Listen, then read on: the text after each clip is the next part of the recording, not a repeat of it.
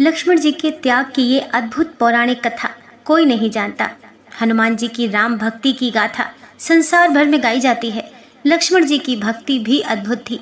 लक्ष्मण जी की कथा के बिना श्री राम कथा पूर्ण नहीं है। अगस्त्य मुनि अयोध्या आए और लंका युद्ध का प्रसंग छिड़ गया। भगवान श्री राम ने बताया कि उन्होंने कैसे रावण और कुंभकर्ण जैसे प्रचंड वीरों का वध किया और लक्ष्मण ने भी इंद्रजीत और अतिकाय जैसे शक्तिशाली असुरों को मारा। अगस्त्य मुनि बोले, श्री राम, बेशक रावण और कुंभकर्ण भी प्रचंड वीर थे, लेकिन सबसे बड़ा वीर तो मेघनाथ ही था। उसने अंतरिक्ष में स्थित होकर इंद्र से युद्ध किया था और बांधकर लंका ले आया था। ब्रह्मा ने इंद्रजीत से दान के रूप में इंद्र को मांगा, तब इंद्र मुक्त हुए थे। लक्ष्मण ने उसका वध किया, इसीलिए वे सबसे बड़े योद्धा हुए। श्री राम को आश्चर्य हुआ, लेकिन भाई की वीरता की प्रशंसा से वे खुश थे। फिर भी उनके मन में जिज्ञासा पैदा हुई कि आखिर अगस्त्य मुनि ऐसा क्यों कह रहे हैं कि इंद्रजीत का वध रावण से ज्यादा मुश्किल था। अगस्त्य मुनि ने कहा, प्रभु, इंद्रजीत को वरदान था कि उसका वध वही कर सकता था जो 12 वर्षों तक न सोया हो, जिसने 12 साल तक किसी स्त्री का मुख न देखा हो और 12 साल तक भोजन न किया हो। श्री राम बोले, परंतु मैं वनवास काल में 12 वर्षों तक नियमित रूप से लक्ष्मण के हिस्से का फल फूल देता रहा। मैं सीता के साथ एक कुटी में रहता था।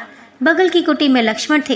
फिर सीता का मुख भी ना देखा हो और 12 वर्षों तक सोए ना हो, ऐसा कैसे संभव है? अगस्त्य मुनि सारी बात समझकर मुस्कुराए। प्रभु से कुछ छुपा है भला? दरअसल सभी लोग सिर्फ श्री राम का गुणगान करते थे, लेकिन प्रभु चाहते थे कि लक्ष्मण के तप और वीरता की चर्चा भी अयोध्या के घर घर में हो। अगस्त्य मुनि ने कहा, क्यों न लक्ष्मण जी से पूछा जाए। लक्ष्मण जी आए। प्रभु ने कहा कि आपसे जो पूछा जाए उसे सच सच कहिएगा। प्रभु ने पूछा, हम तीनों 14 वर्षों तक साथ रहे, फिर तुमने सीता का मुख कैसे नहीं देखा? फल दिए गए फिर भी अनाहारी कैसे रहे और 14 साल तक सोए नहीं, ये कैसे हुआ? लक्ष्मण जी ने बताया, भैया, जब हम भाभी को तलाशते ऋषिमुख पर्वत गए तो सुग्रीव ने हमें उनके आभूषण दिखाकर पहचानने को कहा। आपको स्मरण होगा कि मैं तो सिवाय उनके पैरों के नुपुर के कोई आभूषण नहीं पहचान पाया था, क्योंकि मैंने कभी भी उनके चरणों के ऊपर देखा ही नहीं। 14 वर्ष नहीं सोने के बारे में सुनिए। आप और माता एक कुटिया में सोते थे।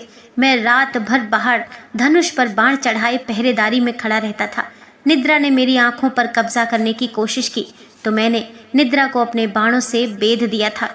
निद्रा ने हार कर स्वीकार किया कि वे 14 साल तक मुझे स्पर्श नहीं करेंगी, लेकिन जब श्री राम का अयोध्या में राज्य अभिषेक हो रहा होगा और मैं उनके पीछे सेवक की तरह छत्र लिए खड़ा रहूंगा, तब वे मुझे घेरेंगी।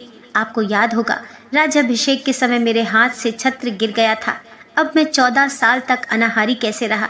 मैं जो फल फूल लाता था, आप उसके 3 भाग करते थे। एक भाग देकर आप मुझसे कहते थे कि लक्ष्मण, फल रख लो। आपने कभी फल खाने को नहीं कहा। फिर बिना आपकी आज्ञा के मैं उसे खाता कैसे? मैंने उन्हें संभाल कर रख दिया। सभी फल उसी कुटिया में अभी भी रखे होंगे।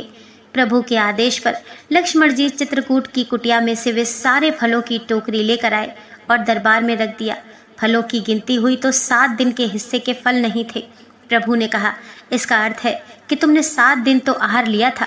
लक्ष्मण जी ने 7 फल कम होने के बारे में बताया कि उन 7 दिनों में फल आए ही नहीं।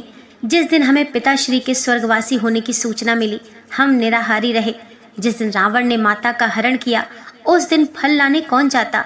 जिस दिन समुद्र की साधना कर रहे आप उससे राह मांग रहे थे, जिस दिन आप इंद्रजीत के नागपाश में बंद कर दिन भर अचेत रहे, जिस दिन इंद्रजीत ने मायावी सीता को काटा था और हम शोक में रहे, जिस दिन रावण ने मुझे शक्ति मारी और जिस दिन आपने रावण वध किया, इन दिनों में हमें भोजन की सुध कहाँ थी?